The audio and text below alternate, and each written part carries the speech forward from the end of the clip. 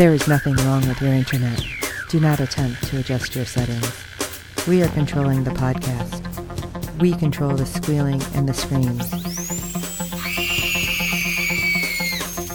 We can make your heart flutter, your eyes blur from tears, or sharpen your mind to crystal clarity. For the next hour, sit back. We are in control of what you hear. We repeat, there is nothing wrong with your settings.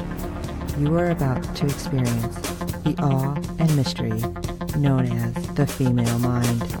You are now entering the Fangirl Zone.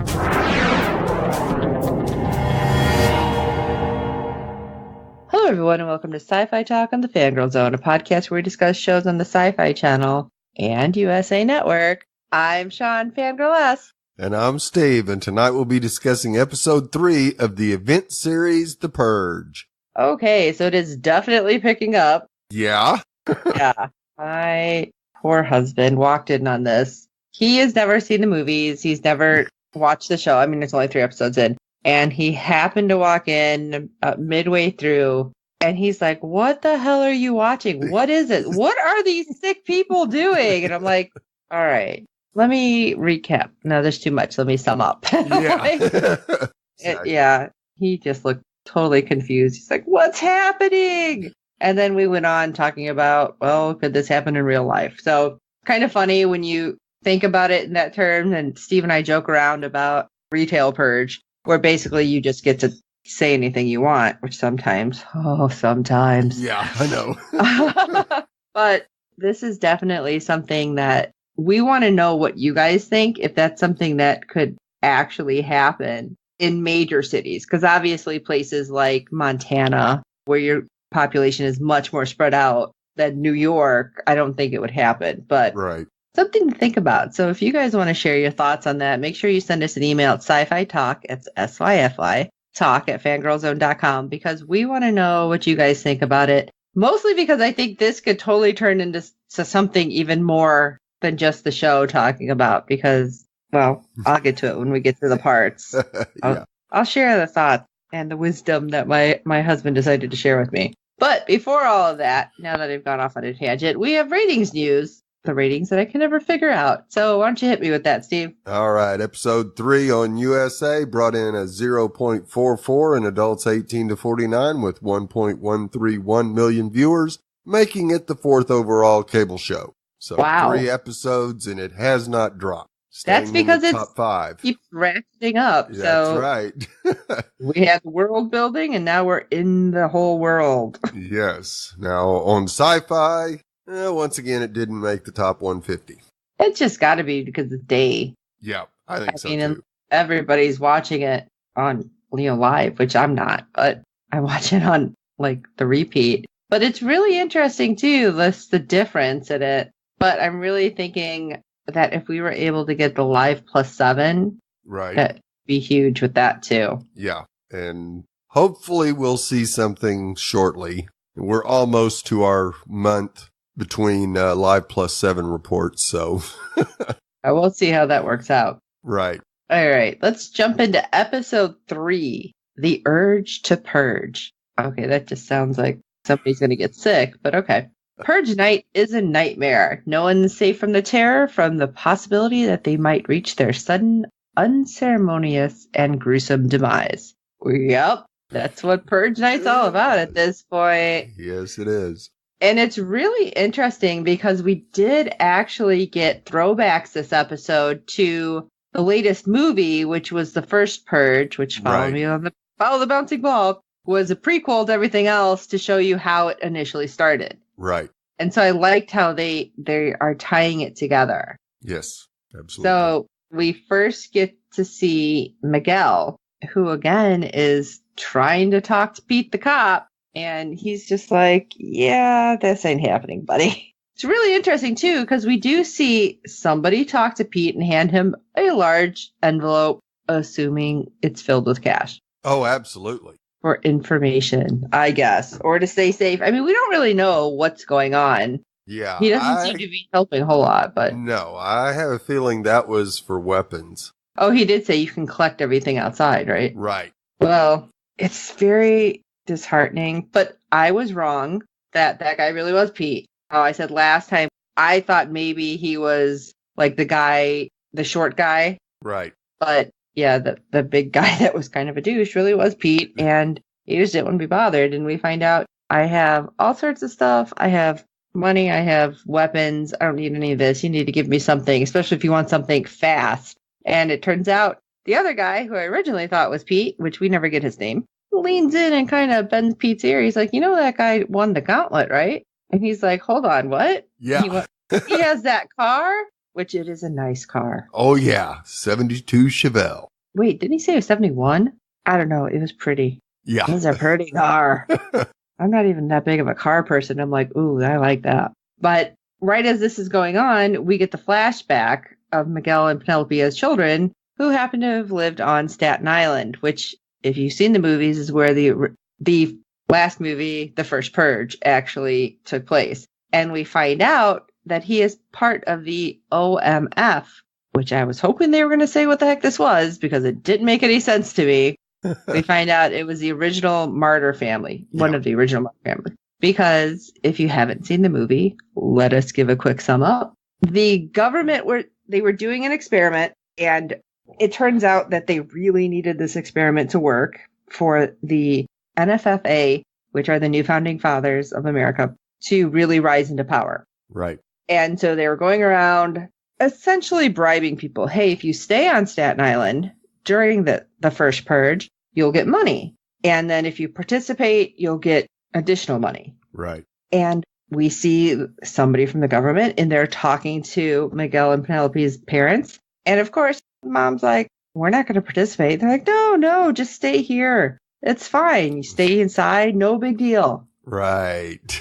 Yeah, because obviously too good to be true. If you've seen the movie, you understand all that. I won't give anything else away, but turns out there were intruders. And if you listen really carefully, I don't think they were just regular old people in there purging. No. But again, don't want to give it away. Watch and listen carefully, and then you'll understand you really need to watch the first movie. Right. Well, the first Purge movie. I keep saying the first movie, but you guys know what I mean. Like I said, follow the bouncing ball, because it's going to go back and forth, but it makes a lot more sense now that they're tying it together, which I know you and I had talked about previous to this even starting, that I was hoping we were going to get missing pieces, basically, fill in the puzzle, and we are. And apparently the OMFs are kind of a big deal because not as many people survived it as we seem to think at the end of the movie. Right. So interesting. But we find out everything that happened, and this is when we know Penelope had actually witnessed the murder of her mother. And by the sounds happening, I think it was more than just murder. Yeah.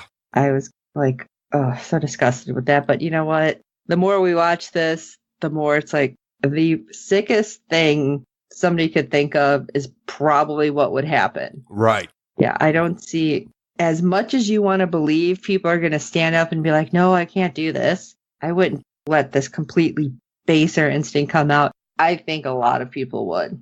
Yeah. I mean, I would like to hope the people in, what was it, second episode, that were running the ambulance. Right. I'd like to believe that would happen more, but I'm really starting to think it probably wouldn't. Yeah. More look around with everything. But I digress. Pete ended up giving information. Yay, Pete! Because he wanted the car. Now, there was some back and forth to when Pete sees, which we finally find out Miguel is part of the Marine Corps. He sees his tattoo. Right. Right now, Pete's part of former Army Rangers, I believe. I could be wrong. And I really thought he's going to be like, go get your sister and then bring the car back. But he's like, yeah, it's about a mile down that way. Right. Dang, that's kind of cold, but all right. Could have gave him a beater or something. So we see him running, and next thing we know, we see the good leader. Oh my gosh. I'm telling you, I thought in Dirk Gently she was creepy because she was creepy weird. Right. This is just, she's straight creepy. Yeah. Because she wants Penelope to speak to the rest of the group, to comfort their fears, which of course she does. And hello, guess who gets picked for the next drop off? Of course. Penelope. Now, Penelope actually looked upset, but when she gets up to talk to everybody, she's completely calm. What the heck? I think she was worried that what happened to the last girl is going to happen to her. Right. And she's like, I don't want to go out like that because they're going to drag my butt right out of this no matter what. So I don't know. I was really nervous about what was going to happen. And of course, we want Miguel to find her. Right. But we also know, thanks to Pete, that the bus makes the same journey every purge night. And the leader is always the same. So apparently I'm the last to be purged. Yeah. Really? No, she's the one pocketing all the money for this. Yeah. So I really think what we discussed last episode, that she is taking money to get certain types of victims in certain areas. Yep. No doubt in my mind.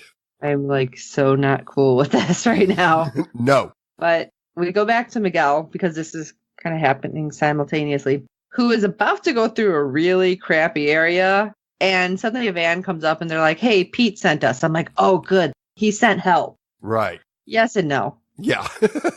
Turns out there's some journalists from out of country here to actually document what's going on because they want it to not happen in their countries. Right. Which is interesting. I could not place accents. The one I just think was somewhere United Kingdom. I couldn't place it. Right. Yeah. And when he finds out Miguel's an OMF, he starts to interview him until Miguel's like, I can't do this. Stop. Yeah.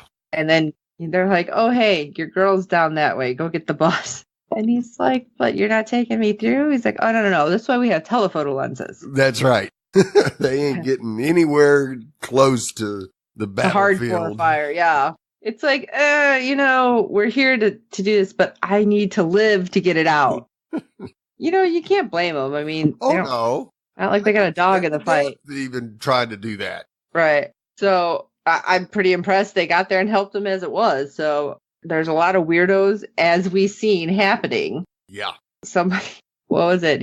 I don't know if the guy was dead, but another guy was like whacking golf balls off the person, I think, out of their mouth. So I think we're assuming the other person's dead, but there's weird stuff happening. Yeah. People with flamethrowers and yeah. Yeah. And he's just there with his Glock and a vest. And dude, I don't know how well that's going to help you in this insanity. No.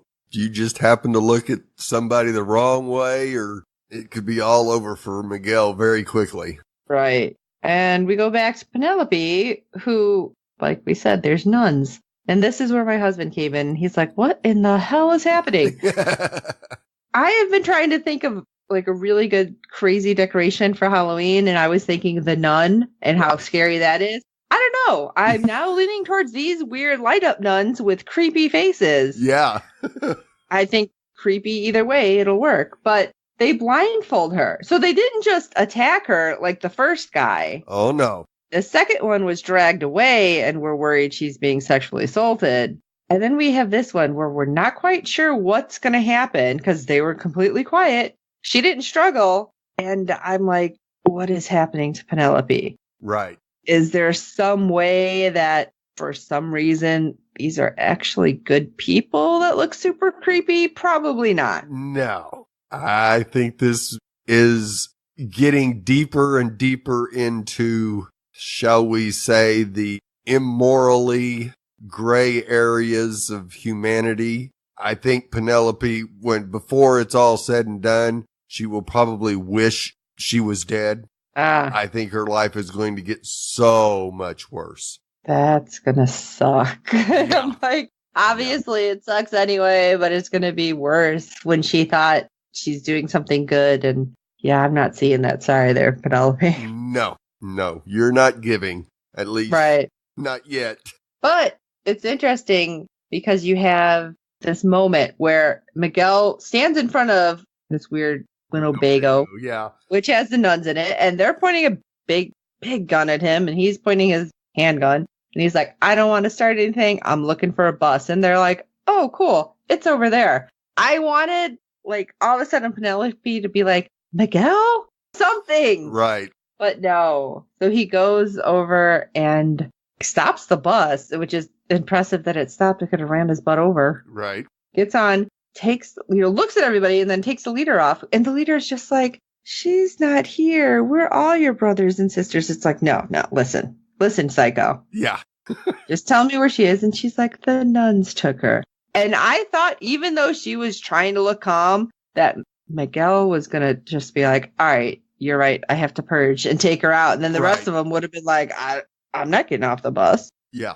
Because they would have had no spiritual leader. And maybe that's what we would have needed. Yeah. I don't know. Okay. I think Miguel will do something before the end of this series to Little Miss Tavis. I guess we will find out. All right, Fiona, I'm watching you. All right, let's go over to Jane. Hey, they closed the deal. Yippee! Hurrah, they can celebrate. And this is still pretty early in the night. I mean, they got a long time to go that they're stuck together. Right. I don't know if that's a good idea at this point. No. Jane's like, yeah, go ahead. Just, be careful. And they're like, because it's purge night. Yeah, dude, just because everybody signed the waiver doesn't mean something's going to happen. You're just safe in your office. Right. And right then, I'm like, oh, some shit's going to go down. That's all I kept thinking. Right. And you see Jane very serious because she can't get her phone to connect to the video feed. Right. Oh, great. And suddenly, Daniel Skypes in, or whatever they're doing. He was like kind of pissy. Oh, absolutely. Why didn't you call? I had to get a call from, what was it, the Japanese? Yeah. For them to tell me that you closed the deal. I'm missing such and such party for this. The Stanton party, no less. No, that was the party that Rick and Jen are at, right? Yes, absolutely. Absolutely. Okay, see, somehow they're going to tie them all together. All together, yeah, absolutely. But as I'm listening to this, I'm like, oh, no wonder she wants you dead. Yeah. I want you dead. Yeah. And then there's a doorbell. It's like, wait a second. Nobody's out and about during the purge. They're not just chilling. They're not going to ring your doorbell. What the hell? So you have Jay not connecting to that, and you have the doorbell happening, which of course he comes back and he's like, oh, it's the pizza guy. Just kidding. Keep me informed. Now I'm starting to think that he somehow set her up. Oh, absolutely. And I'm really like, what's happening? And start turning the wheels, and I wonder what's going to happen. Right. But you have, was it Mark and Allison, who've been kind of duking it out for the promotion. Right. And they're like, oh, we're just kidding. I don't care who gets it. Mark's like, if it's Allison, I'll just keep working. That's fine because you're a great mentor. And I'm like, all right, we've already know as the fans here that Allison's the one that's going to get the promotion. Right. But she hasn't told them, which I understand. They're trying to close this deal. They don't want one to kind of be like lording over the other. Yes. But I thought she would take him off to the side and be like, I think you're a great worker. Yeah, I'm not going to promote you. I think Allison's really due for this. And then vice versa to Allison. Be like, you guys are both great workers, but I really feel that you're due. Right. But because she doesn't do any of this, Jane suddenly notices those two aren't there. Right. Because Allison comes up to Mark and whispers in his ear, and you see him leave. And you go, what's going on here? Right, especially because all the offices are glass. Right. And he went through a non-glass door. Right. And she's like, did you see anybody leave? Talking to the security guards. And they're like, yeah, a guy and a girl. Would you think there's like, a dozen people there that they would at least know the names? Right. Yeah, they would. And they'd have to know. So she goes into this other office and she's looking around, and then you hear something and I'm like, oh my God, are they just having sex? Right. Which it kind of looked like that's what was starting. Right. But Allison decided to take the promotion into her own hands. Yeah. And this is, again, my husband's like, what the hell? I'm like, well, yeah, they were in competition, but there's not competition anymore. And Allison's like, do you let HR know about my promotion? I'm like, this woman looks crazy. I mean, she's just staring at the dead body that she just stabbed repeatedly with scissors. Right. And Jane's looking at her like, have you lost your damn mind? Right. I was like, well, that's one way to take out your competition. But at that point, I swear I would have been like, you were getting the promotion. What the hell? Right. And that's kind of the way Jane looked at her, was like, you got the promotion. What? This was so unnecessary. And I keep thinking, because this is all we see. And of course, Jane's wondering, what have I done now? Exactly. I'm no better than her because I sent a hit out on my boss. So, But I feel like, well, they're off it. They're off the floor. Like, she could always take care of Allison, make it look like Mark did it, that they basically did each other in. Right. But, oh my God, that's messed up. Because, I'm sorry, if you find out that your coworker did that to the person they were up against for a promotion, I'd be like, don't ever put me against her. Right. Because I don't want her working for me. Right. She kill me next time. Right. She's like, this one is batshit crazy because she just had that look. I don't know. Yeah. She has me worried that she's going to lose it before the end of the series.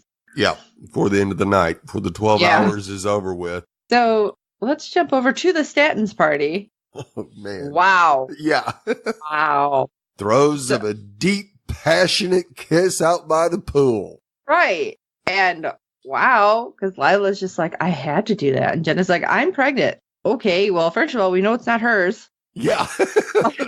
But interesting because the conversation then when Jenna and Rick end up meeting up again shortly after is, do you think she said anything to her dad? And Jenna's like, she would never do that to me. And then okay. Us. And you go, yeah. Okay. So now we really know what this is all about. Yeah. And I'm like, oh, okay. So this was a whole different thing than we thought originally. It wasn't just like, oh, we're going to have a threesome and we'll not talk about it. No, I think that there was always something there. And I wonder how far Lila was trying to take it, like beyond one night. Yeah. I think that's exactly what happened. Especially when we get little comments because Rick is taken into Mr. Stanton's office. I was going to say library. And he's like, oh, it's a really nice house. And he's like, oh, I'd give it all up for grandchildren. Oh, okay. Yeah. So the story builds. Right. So Lila's not bi. She's flat out lesbian. Yes. And is not planning to have kids, whether her dad wants them or not. Right. And it's weird because it just was said in passing, but it doesn't seem like it. Right. You know, it just seems really calculated. Immensely. Yeah, it bothers him immensely. Right. And as things build, because he refuses to negotiate until Jenna's in the room, which of course Jenna's brought in, and the maid that she had been talking to earlier happens to ask her, you know, how far along are you? She's like, what? Yeah. I'm like, who knows about this? Obviously. She's like, I have several. It's fine. I know. Yeah. And I wasn't sure if her husband had known, but that later on it does come out that he did know about she was pregnant. Yes. But I was worried that that was going to somehow come out when they were negotiating. Right. Because Stanton was kind of playing hardball with that. Like, I want 50%. Yeah. Like, yeah, no. And then, of course, when they come to the terms, it's like, okay, great. Let's celebrate. And in comes a couple security guards with a guy. And Stanton is like, here, I'm sure you want to purge. Why don't you shoot him? It's like, what? I don't care. I don't know who this guy is. Right. I don't care what beef you have, but this isn't cool. And all I kept thinking is, oh my God, she's going to say, I can't be in here because it'll be loud or something about the baby. Right. And then he's going to like freak out or something about a grandkid. I really thought like somehow it was going to come out there. It was just weird. And Stanton, especially when he offers Rick the pistol. Yeah. And Rick takes it. And you go, but he just kind of sat there within his hand. Like he didn't even know how to hold it. He's like, right. Yeah. He didn't aim it or anything. It was just in his hand. And they kept looking at each other and finally admitted that they aren't purgers. Right. Because right before this, he's like, oh, you'll love being part of the NFFA. Yeah. And I'm like, oh God. Now, she had said something, you know, other people have pressured them and they never gave in. And then this happens and it's like, oh, I'm wondering if by the end of the night, the whole thing's going to be null and void anyway, because he really wants them to do all of this. And it's like, I just feel like they're going to keep pushing and pushing and pushing. Oh, yeah, absolutely. Yeah, he'll throw in that they've got to be members first and it won't happen. And that's if what happens in a little bit doesn't completely throw everything off. Right. Yeah. Because it was weird because she tries to like Jenna tries to leave the house then. Yeah. It's like, okay, first of all, you're pretty much locked in. And do you really want to go out there? No. I mean, it's bad in here, but it's bad out there. Yeah. It's worse out there. Yeah. Like, I don't know. Can you go hang out on a balcony somewhere and like until the sun comes up? I don't know. Right. Yeah. Go back out to the pool and hide behind a chair or something. Right. And then Jenna's like, we're not these people. We cannot take their money. And Rick's like, okay, fine. After a little back and forth. And he's like, stress is not good for the baby. Right. And okay, because then Rick's like, let me go get us drinks. So he goes. Another thing isn't good for a baby. So no, right. Come on. Well, he brought she had seltzer water or something before. Right. So yes. Yeah. No. orange juice. Who knows, But then Lila approaches. And then when Rick comes back, Jenna's not there. So, oh crap, now what? Right. Because right now, here's my little tinfoil hat. Okay.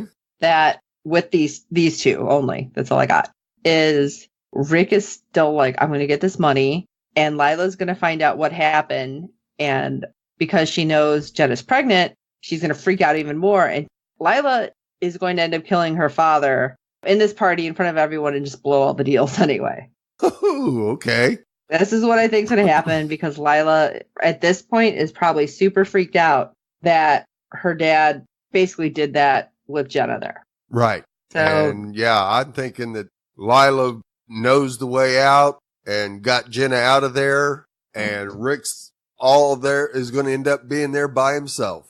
I just hope things don't go really crazy, or Lila's going to slip up, say something to her dad, and then Rick's going to be one of the celebratory people. Right. Which would be bullshit because he made them sign all the I won't purge at this party thing. Right. Which means you're not supposed to purge your damn guests. Yeah. But let's get to the last person in this, what was a trilogy for a while of story. The Masked Stranger. Yeah. I really don't understand this one at all. And we were talking about that last time because you keep hearing almost like the affirmations being played over, seeing these scenes. Yeah. He's listening to a tape or whatever it is that basically is telling you it's a good thing to do. Purge. Get it out of your system. Right. Like it's the soundtrack of his life or something. Right. And he goes into the house and sure enough, there's two guys in there wanting to kill the lady. That we had seen at the end of last episode. Right. That broke in, busted in.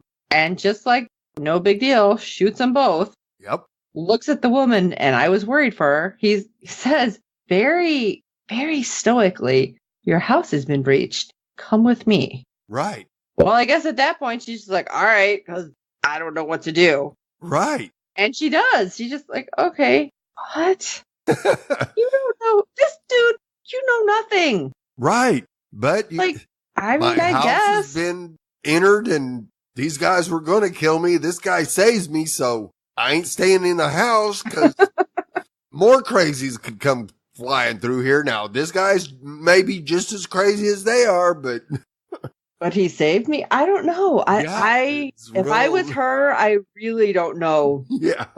What way I would go with that. I don't know, collect the other guns. He'd be like, no, I'm good. Can you take them outside though? Yeah. Really? I mean, what would you do?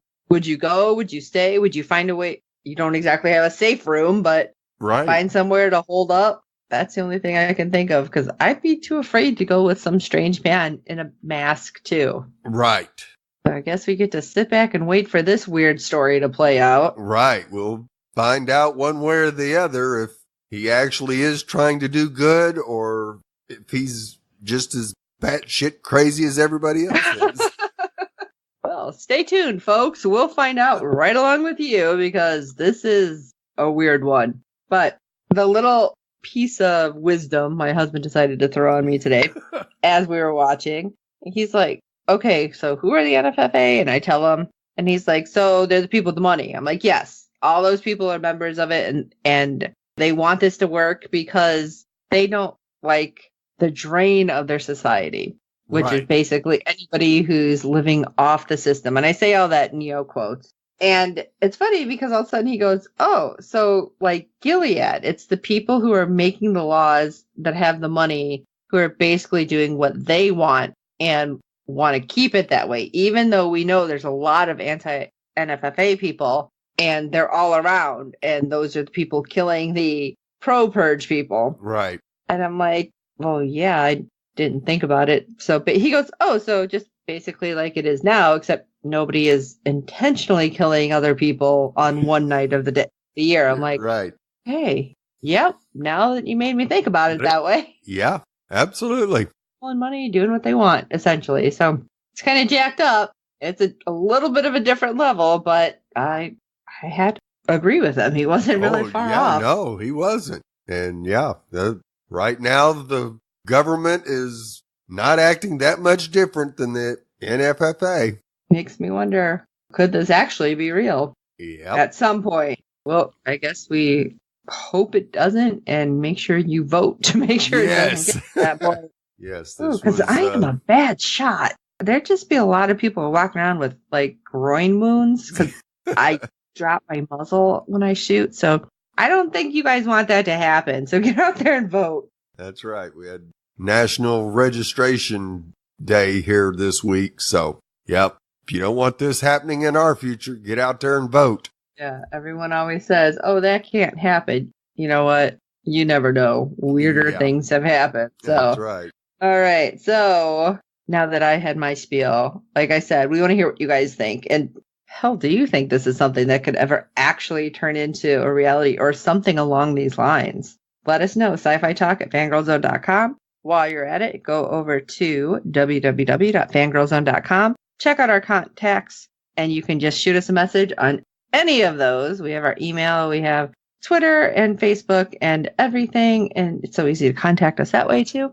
And while you're at it, if you can rate and review us on iTunes and any other platform you're finding us on, because good ratings and reviews help other fans of the show find us. Tell your friends about this show, especially if they like the movies. They definitely need to watch this because it does fill in puzzle pieces. And of course, we hope you're enjoying the podcast. So for this episode of SyFy Talk, I'm Sean Fangirl S. And I'm Steve. So do you notify HR about my promotion? Or is that on me? And until next time.